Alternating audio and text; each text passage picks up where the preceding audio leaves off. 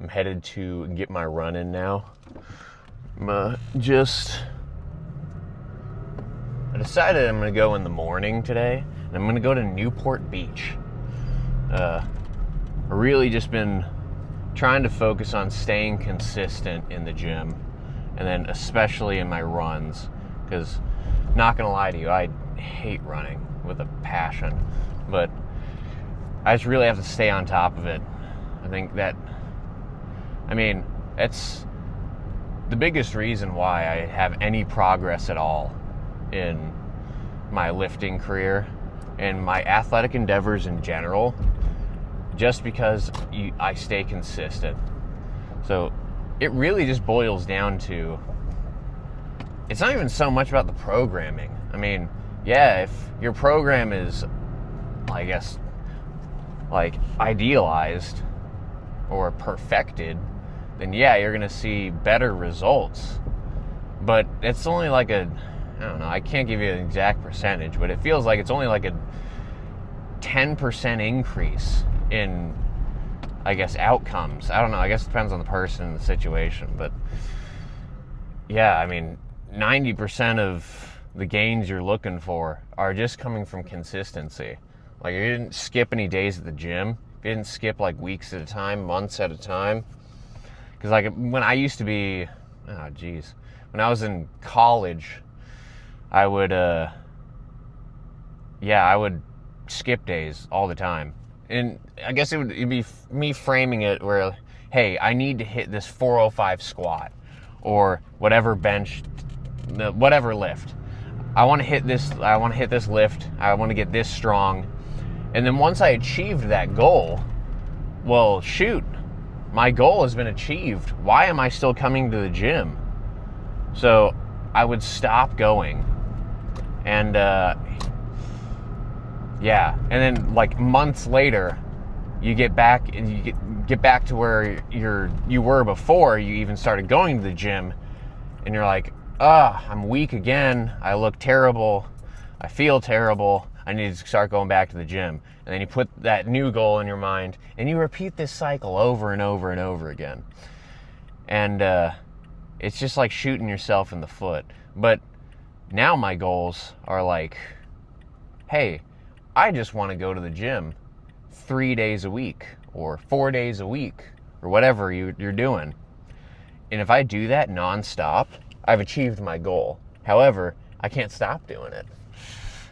So, shoot, I mean, I've talked to people who have what I see as garbage programs, but they go consistently. They never stop going to the gym. And you know what? It works.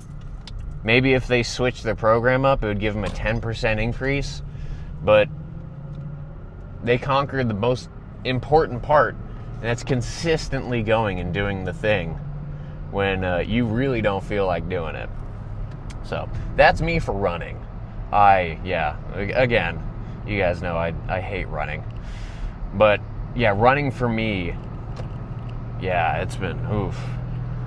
I mean, I got to the point last year before my motorcycle accident where running was, I actually enjoy, I can't go that far.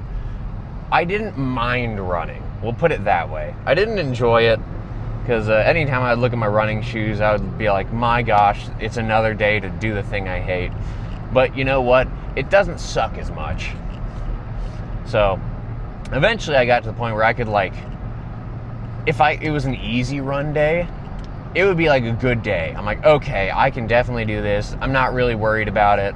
I mean, you still have to go run 8 miles, but you know, it didn't like suck. You hit that runner's high after mile like 1 or 2, and then you're really feeling it, and it's no big deal, and it's kind of fantastic.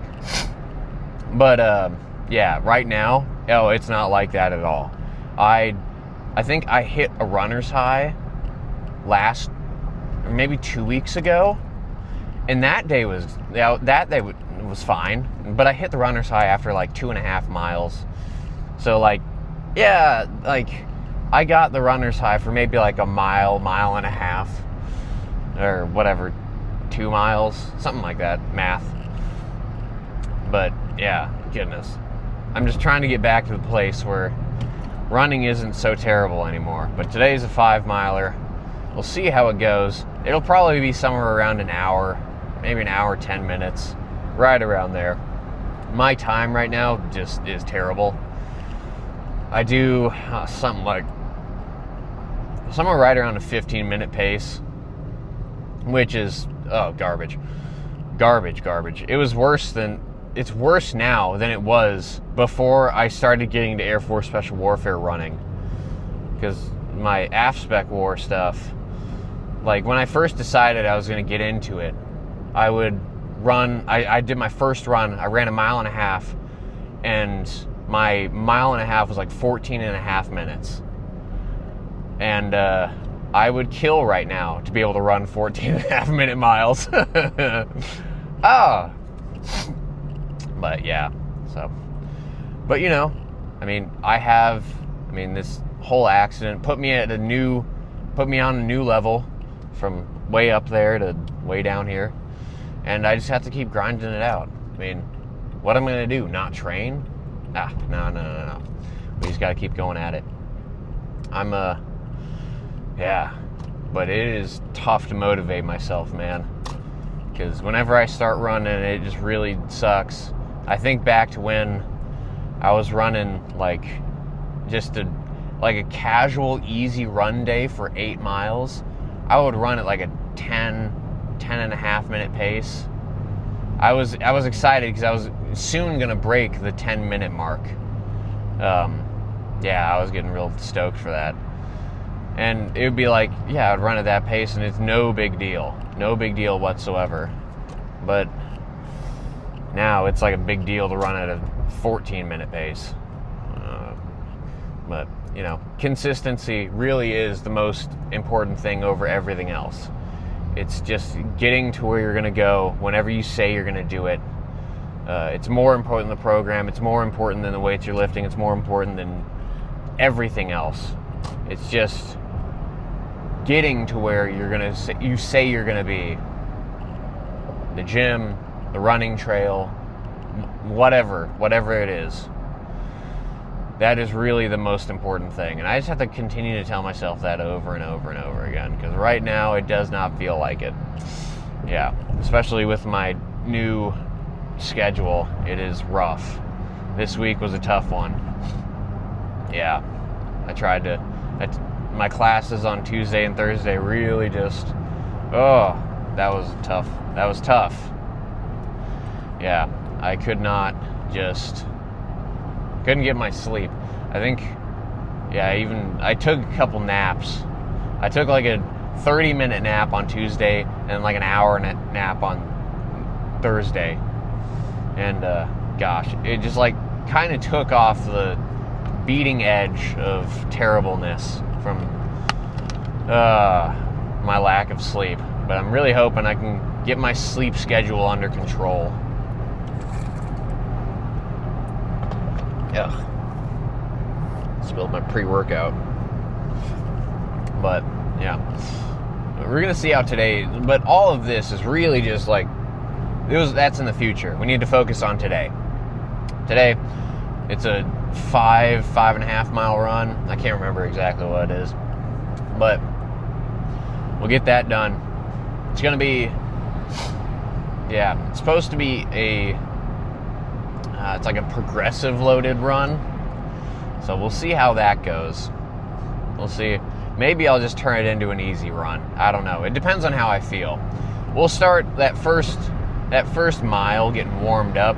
We'll see how we feel. And if we can really make it a progressively loaded run. If we can, cool. But if not, we're just going to grind it out for the rest of the run. And I think I can do that.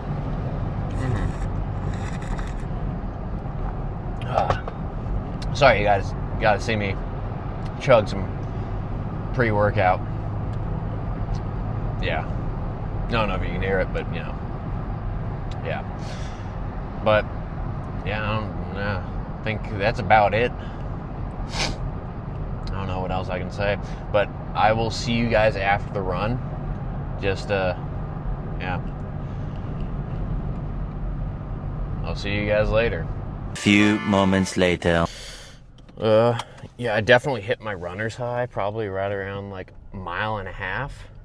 So, yeah, that's been tough to achieve. I really think, if I'm thinking about it good, I'm fairly sure that my runner's high is hit after a good night's sleep.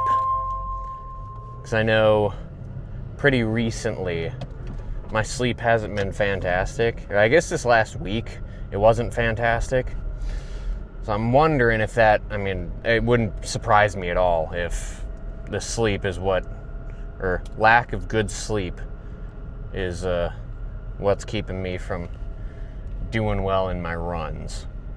So I'm thinking I'll probably lean in that direction and be a little more strict with when I go to sleep, making sure I hit my minimum 8 hours a night. Because I think this was even before the crash, I think my ideal time for sleeping is about 9 hours. Minimum 8 hours, that's just to scrape by. And ideal, like after a tough day, it's probably gonna be 10 hours of sleep. So I know that's not, the 9-10 hour schedule is not achievable right now, but making sure I'm strict that 8 hours is really gonna help to propel me in the right direction. Today, I was running like a 14-minute pace, which again, sucks, but compared to where I was like a couple weeks ago, is a lot better. Because like a couple weeks ago, I was averaging about like a 15:30 pace. So this 14-minute pace is welcomed. Yeah, I'm hoping it'll just drop like a rock. Being super consistent, making sure I hit my runs, even if I don't want to. I'm really thinking that's what's gonna propel me forward.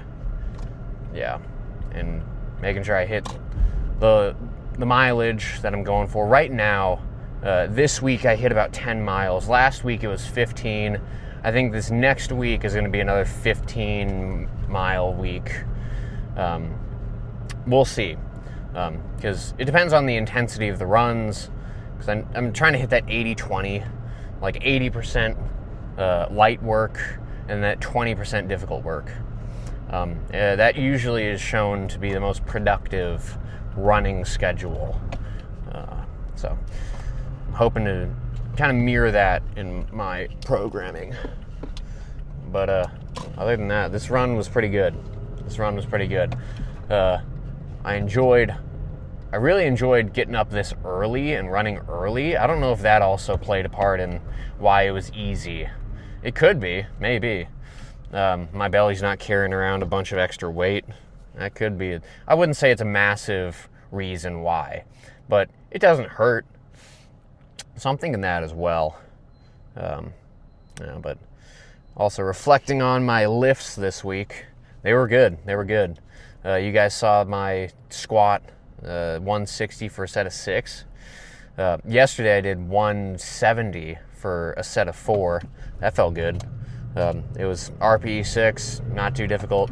It felt like it was difficult. I mean, it was just like the weight is not something I've held. I've not squatted since, before the accident. This is a new PR, I guess, post-accident Mason.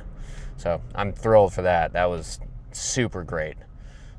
I was stoked to hit that. And I got depth. I really hit depth. I think that's something I'm really trying to prioritize, making sure I hit that depth, get that, go all the way, full range of motion.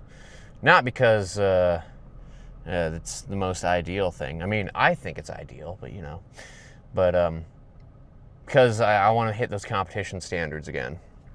And I also kind of want to hitting that full range of motion, hitting that full depth and moving in that direction has really helped my recovery process. Not saying, I can't really say that being like hitting that full range of motion is going to make you such a healthier person. It's more, I don't know, it sucks more to hit that full range of motion. So why not? So, it's also been a struggle in my squats because I still have that rod in my left leg, that lower left patella, tibia fibula rod that holds that stuff together. That's still there. So I know there's just been a pain at the bottom of my squats, not like obscene, but it's on my left ankle. And I don't know, it's because there's like a foreign body there and it's not used to it being there. And we're still getting back into that full range of motion since the accident. Because I remember right when the accident happened, when I was able to start walking again, the range of motion on my left leg was significantly limited. I could not, that flexibility on my left leg was abysmal. It was really bad. So I know that's something I kind of need to focus on, and I guess I just need to be okay with it taking its sweet time. And it's no big deal. But yeah, so for the squats, it was nice to see that full range of motion all the way through. My bench was good. All my accessories worked really well. Nothing too crazy. It was nice being able to sleep in. Oh gosh, I slept, I think like 10, 11 hours last night, which was fantastic. I was out like a light when I got home. I was supposed to get on game with one of my boys, but geez, I couldn't. I was out like a light. Couldn't make that call. Yeah, it was a rough day. It was a rough day. But yeah. Other than that, I mean, things have been going well. I've also just been, focusing on getting my life together. Yeah. Making sure I just go to work, get my lifts in, my runs in, all that good stuff. But, need to focus on, making sure I have my community built up. So it's something I've been really thinking about lately. The boys at my church, we've been starting to meet up like every single week right after the last service. Or no, second service we meet up for third service, and we just sit outside and talk. That's been really nice. Because it's all guys like late 20s, early 30s. They have families or they're single dudes, and they just don't have that integrated community. And I think that's extremely important. It's something that's really been highlighted in, I don't know, like I guess it could be, social platforms and whatnot, but I think people are starting to see that community aspect is really important. So the boys have been meeting up at third service at church, and we just talk about whatever. We talk about like life struggles, we talk about politics, we talk about relationships, we talk about everything. Doesn't really matter. We even talk about like Star Wars. We're just really just getting to know each other, really build that community. We talk about what was discussed at church. Just like growing our knowledge and that community aspect that most churches don't have, or I guess most people don't have. I think really building into this community is extremely important. Usually people have their, what is it? It's like a mask on. Whenever they're with a bunch of other people, or a group of other people, they love to portray themselves as like all together, really there. This, I guess, figurine of who they want people to see them as. Whereas now, with these guys, I think we're breaking through that wall where we're really breaking into who each guy is mean, obviously, I'm not saying I know each of these guys, like, intimately, but it's more, we're starting to get into a deeper realm with each other. We're discussing things that are more substantial, more personal. It's been really good. And I think church is where we do that. It is the ideal place to do that. And I think I'm starting to see that the fruits of that bear out in my personal life. There's a lot of encouragement in, I guess, my life is very solo right now. Not doing too much. Not doing too much with others. The times I get to see people are usually when I'm at the gym, because most of the people I work with don't even speak English very well. So I don't usually talk to them throughout my workday. I'm usually listening to stuff. And the interactions I have with people are usually at the gym. And I don't think any of them are really believers. So it's kind of, I don't know. We don't talk about super substantial things. So this group of guys that I have at church that do this meeting up and hanging out, it's been really important. It's made it so I can persevere throughout the week and not really, well, it's not need, but I have that community that I can lean on.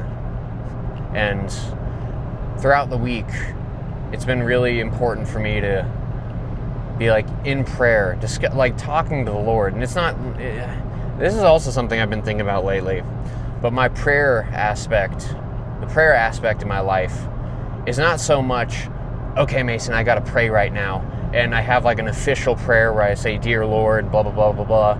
It's more like I just kind of talk to him. Not that I don't revere him, because God is someone we have a fear for. However, it's kind of like how we have a fear for our fathers.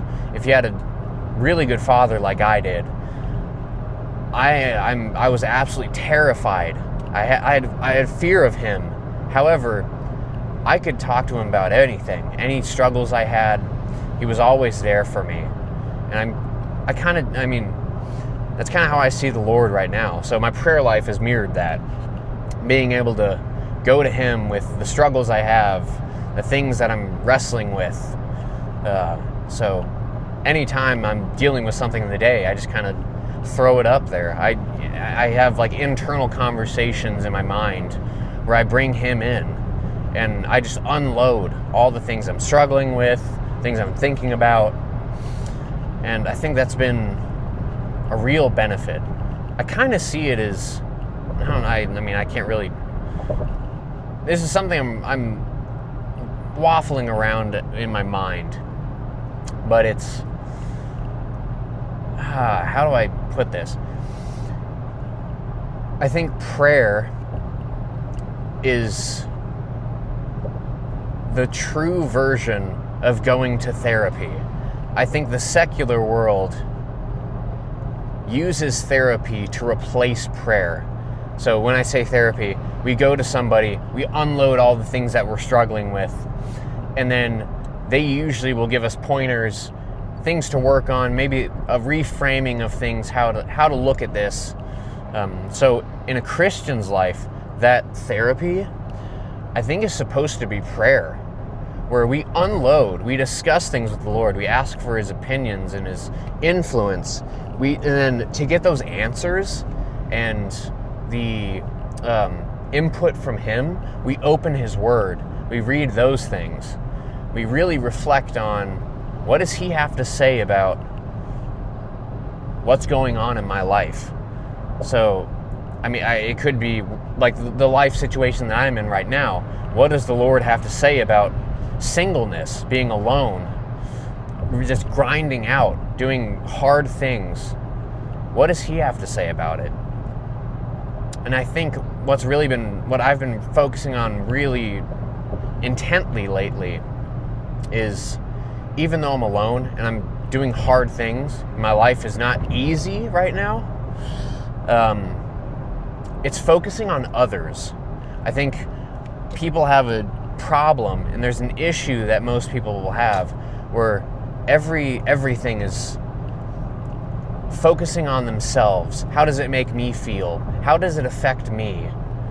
Instead of, I prioritize myself last. When it has to deal with other people, I put them first. I put the Lord I'm supposed to do this. I often don't, and this is a sinful thing that I struggle with. And I guess I've focused on it a lot over the last few weeks. But putting the Lord first, putting community second, eventually one day my family second, community in that third position, and then myself last. Not saying I never think about, okay, how is this going to affect me? But priority-wise, that needs to be the scale of priority. And I've been really wrestling with that lately. So in my life, all of this struggle, all these hard things I'm demanding of myself, since I am in last place, I know what God prioritizes. He prioritizes His church. He prioritizes your family. So right now, as a single man, I don't have a family, but He prioritizes the community. So how can I be pouring into the community? And the best way I can do that is being a fervent worker, so I can make enough to where I can pour back into the church. I can do those things. I'm physically fit enough. I can do those physical activities well enough to where I can help people move. I can be physically able to help others. Really digging into my own life, wrestling with things I need to work on so I can pour back into the community. And then lastly, focusing on myself to where, okay, in last place, I need to be focusing on my physical strength because it's good, it helps, it benefits me in my personal life. Getting physically fit or cardiovascularly fit makes the runs easier, makes it so things are easier for me. But that's in last place. All of those things, the community, God, need to be put priority words. Sorry, I just ran. Need to be in premier spots in that prioritization. And I've really been reflecting on that. And eventually I'm working for my future family as well, to where my cardiovascular endurance, my physical strength is going to benefit them very much so. And I'm really focusing on that. That is really important to me. I don't want that to be lost in my mind. That's why I'm really prioritizing this, getting to the gym, running a bunch, doing this physically difficult job. I guess there are physical fitness benefits to doing this job. So it's all focusing on that future family, prioritizing God's call in my life and my community, my community can benefit from all the things I'm doing right now. And it's just me investing in that future position. I think that's really the stuff that's been weighing in my mind. Really stuff I've been wrestling through to prioritize. But dang. I guess it's kind of just been what's been going on with me. Yeah. But and then I think I'm actually, just the other day I had filled out this application to be on Jubilee, that one show. It's that YouTube channel where they do like it's the surrounded YouTube thing. They do a bunch of different style videos where it's just a bunch of people, and it's like, I'm terrible at explaining this, but it's got like 10 million followers or subscribers on YouTube. So I filled out that application, and one of their casting,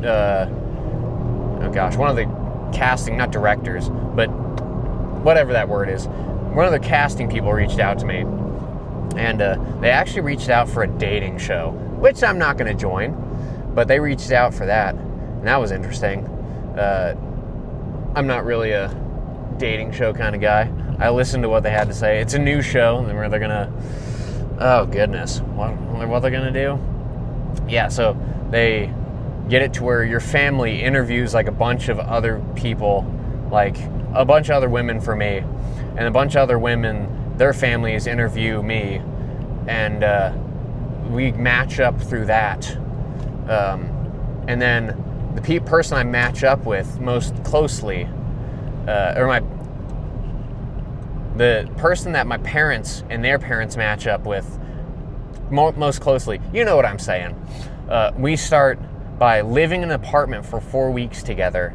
We go on dates and whatnot, and at the very end, we choose to get engaged. But I'm not going to live with someone for 4 weeks that I'm just dating. That's reserved for my wife.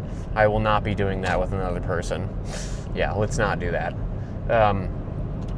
So I turned that down. I shot that down pretty quickly.